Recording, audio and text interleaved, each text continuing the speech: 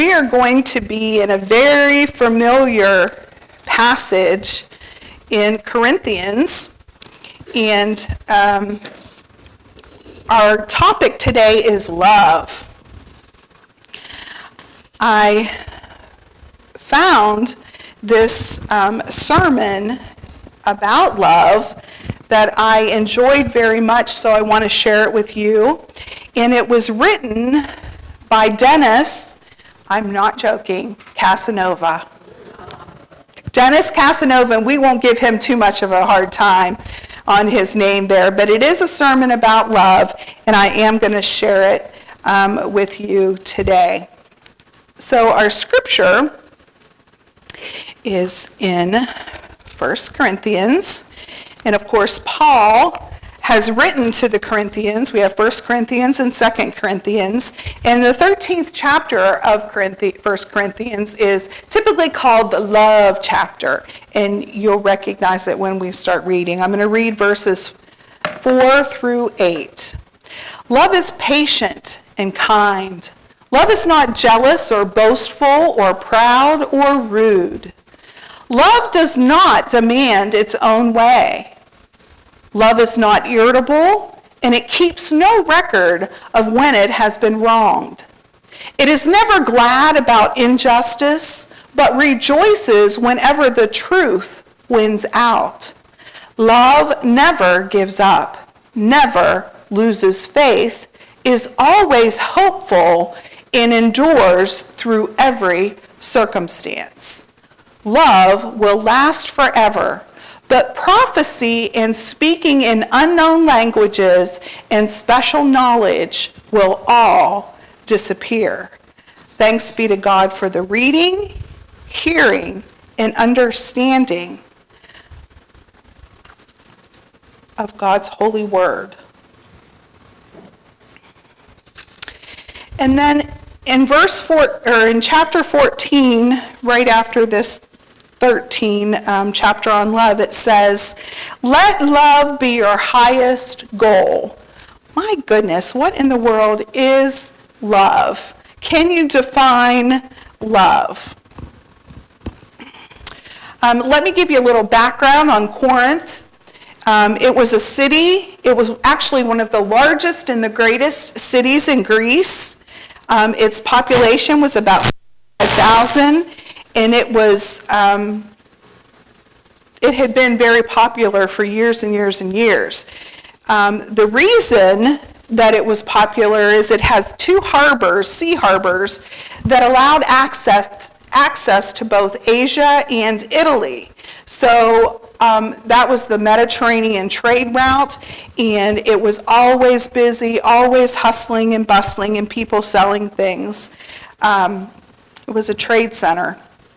And it was also a tourist center because a lot of people came to see all of the shrines and the temples that were within the city.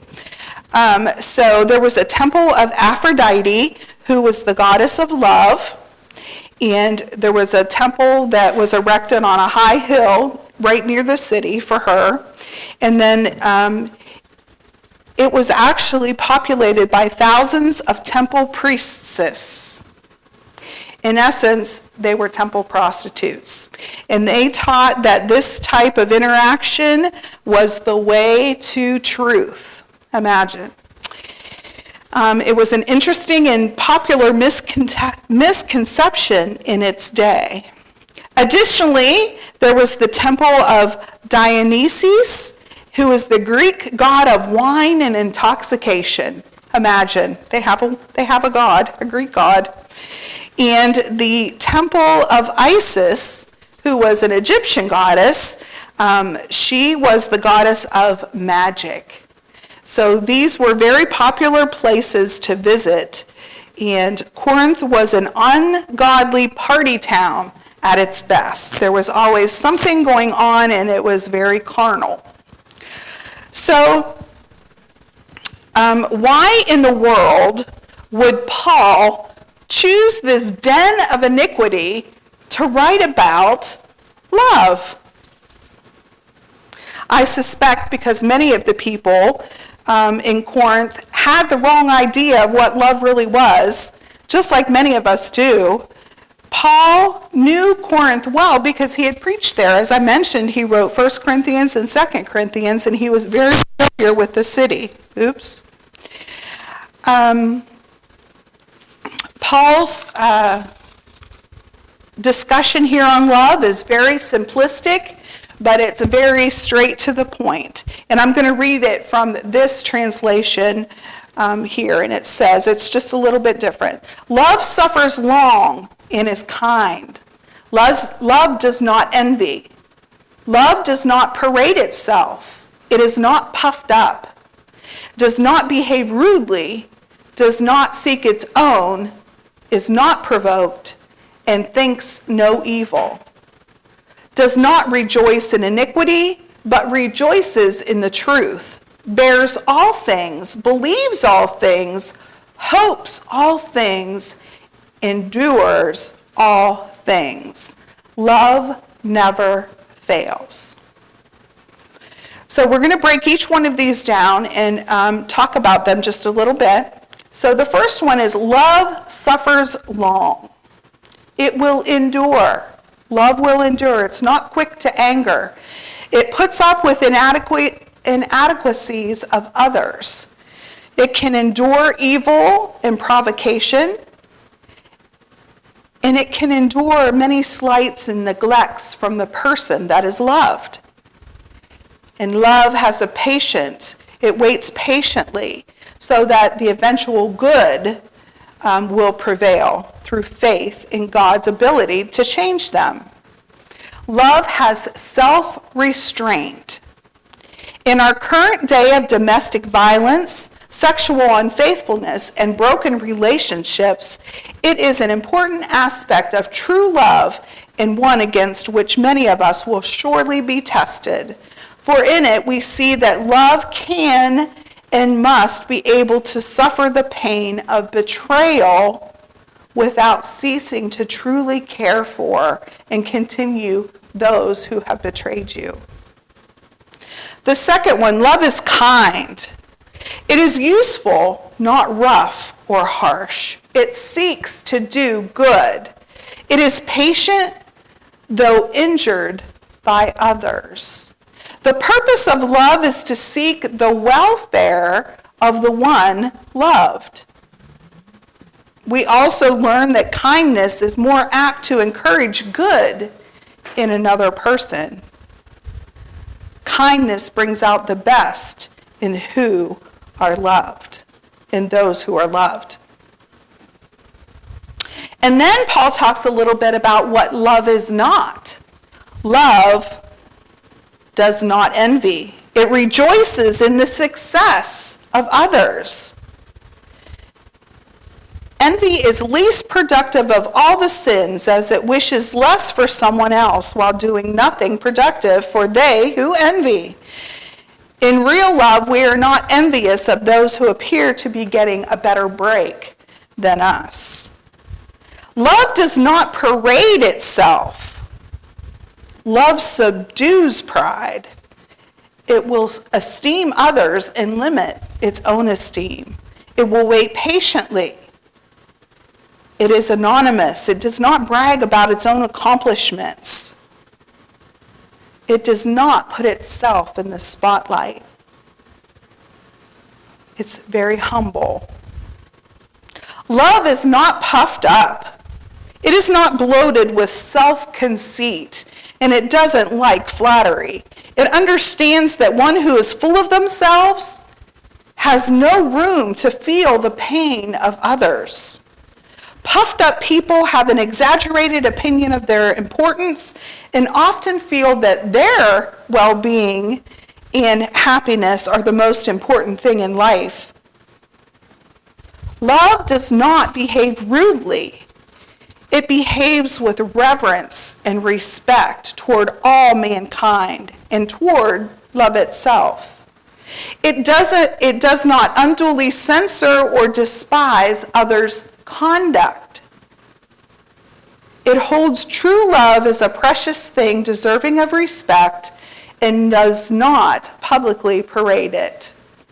It does not ever ask anyone to do something that is contrary to the good principles of conscience, faith, and God's moral principles as established in the Holy Bible. Love does not seek its own. It is the enemy of selfishness. It often neglects its own for the sake of others. It prefers the welfare of others before itself. It is self-sacrificing. Love is not provoked. It is not sharp-tempered. It sweetens and softens. It is not quick to display its passions. It confines them within proper limits. It is never angry without a true just cause, and even tempers to it do good, godly purposes alone. Love thinks no evil. It has no malice, thinks not of revenge, and has no long anger. It does not ascribe guilt to others by inference or innuendo. It is not jealous or suspicious. It will never indulge suspicions without proof. It will always think the best it can, even when circumstances might appear damning. It does not store up the memory of wrongdoing. Love rejoices in truth. It takes no joy in the sins of others, but is highly delighted to see them do well as a result of being led to the truth. It wants to see truth and justice prevail. He who does not believe in truth takes pleasure in unrighteousness.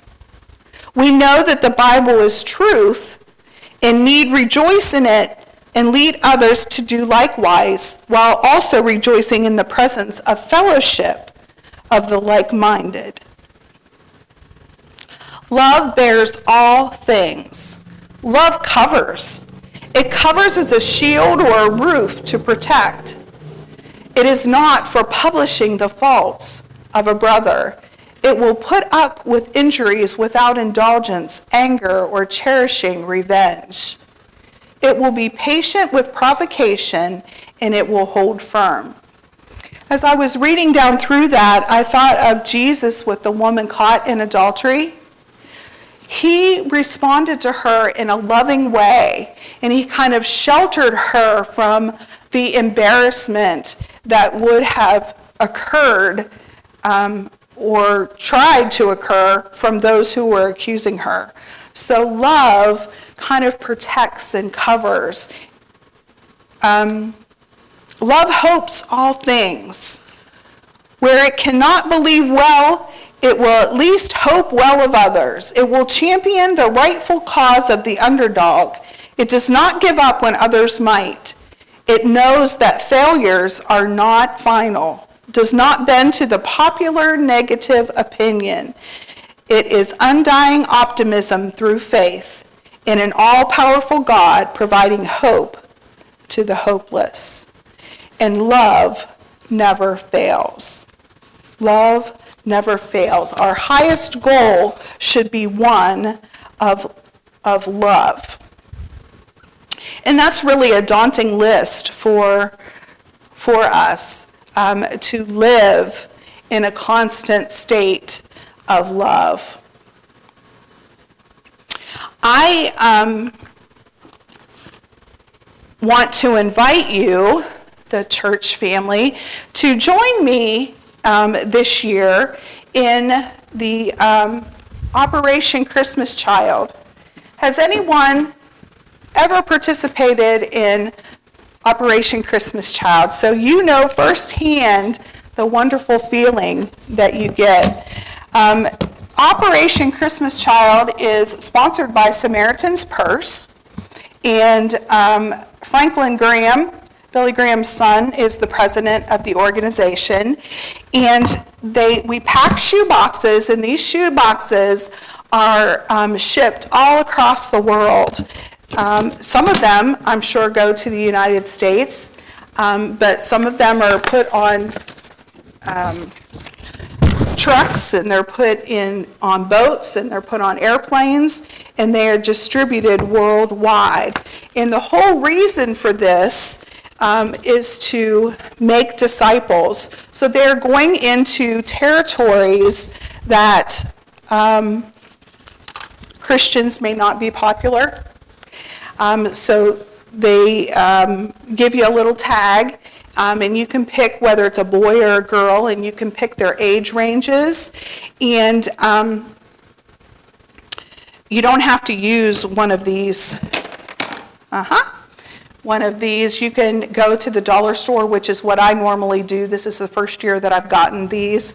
But you get the clear container, the shoe boxes with the white lid, and you can pack a good amount of stuff in there. And I have brochures, and the information that was passed out to you will tell you what we don't want to include, such as guns and knives and toothpaste and candy, and nothing that deals with war, but to brighten up a child's life. And the whole reason is go therefore and make disciples. So they found that these boxes changed not only that child's life, but it changed the entire family's life. Because why would a Christian somewhere across the world who doesn't know me send me a gift? That's what they think. And so this is the basis. Many of them have never owned anything, a toy of their own. They have to share with many. So it really makes you feel good when you're able. I go to Dollar Tree, and you can fill one of these up for less than $20. There is some shipping involved, but and probably less than $20 if you get crayons and a little doll. But there's a pamphlet here that I'm going to leave with the box, and I will share details with you as they come, like deadlines and things like that if you want to participate.